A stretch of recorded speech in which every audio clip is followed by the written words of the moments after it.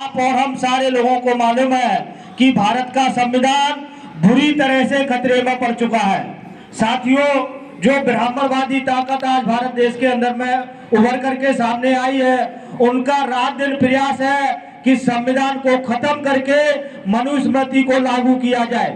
तो साथियों, आज कई सारे संशोधन, कई सारे काले कानून रोज हमारे देश के अंदर में लागू करने के लिए साथियों ये पार्लियामेंट के अंदर लेकर के आते हैं। लेकिन साथियों, जो 131 जो बाबा साहब ने उस टाइम कहा, टूल स्टूज और एजेंट, ये लोग साथियों 131 होने के बाद भी और पार्लियामेंट के अंदर जबान नहीं खोलते हैं। तो साथियों, आज भारत देश के संविधान को, गणतंत्र दिवस को अगर हम लोग मना रहे हैं, संविधान दिवस को मना रहे हैं, तो हमें साथियों आज प्रण लेना होगा कि इस संविधान की सुरक्षा और रक्षा भी हमें करनी है। जैसा संविधान बाबा साहब ने हमें दिया, उसी रूम में हमारे आने वाले जो नन्हे मुन्ने बच्चे हैं, जो हमारा भविष्य है, उस तक ये संविधान पहुंचना चाहिए।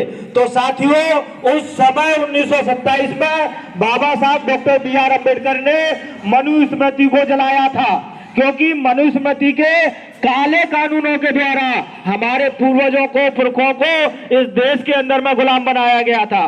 तो साथियों, आज की तारीख में फिर से मनु के जो पुत्र है, ब्राह्मणवादी जो लोग हैं, वो फिर से हम लोगों को गुलाम बनाने के कगार पर है। लेकिन साथियों, आज की जो मनुस्मृति है वो ईवीएम मशीन है। तो साथियों, इस ईवीएम मशीन को हमें रोकना होगा।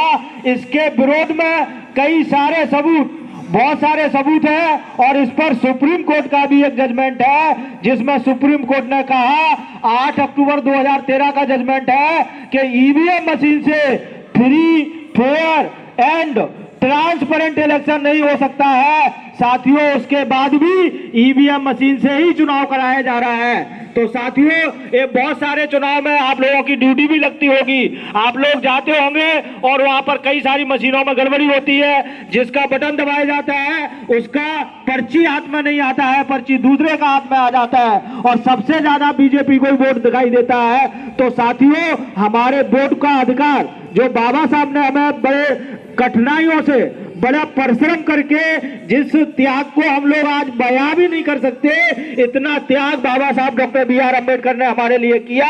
और साथियों, वोट का अधिकार सिर्फ वोट डालने का अधिकार नहीं था, वोट का अधिकार हमें राजा बनाने का अधिकार था। हम खुद राजा शासक बन सकते थे, लेकिन साथियों, हमने दूसरों को राजा आज तक बनाया।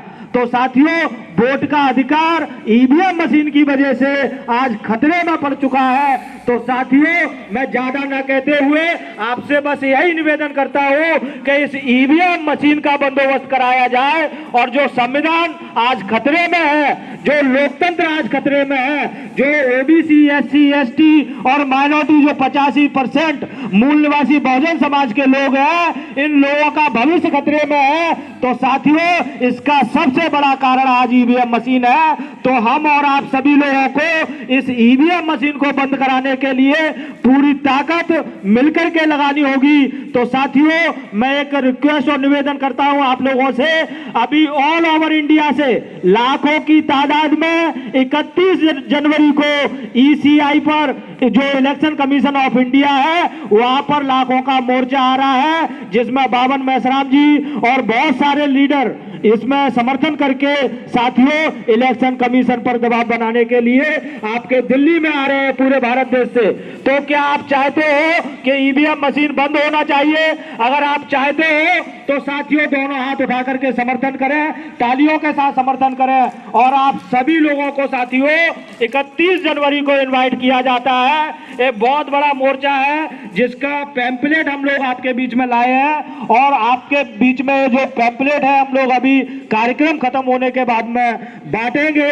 तो साथियों, आप सभी लोगों ने अभी मुझे सुनने के लिए समय दिया, और आपने मंच पर मुझे यहाँ बोलने के लिए मौका दिया, इसके लिए आप सभी लोगों का धन्यवाद, आभार। जय भीम, जय मूल निवासी। बहुत बहुत धन्यवाद।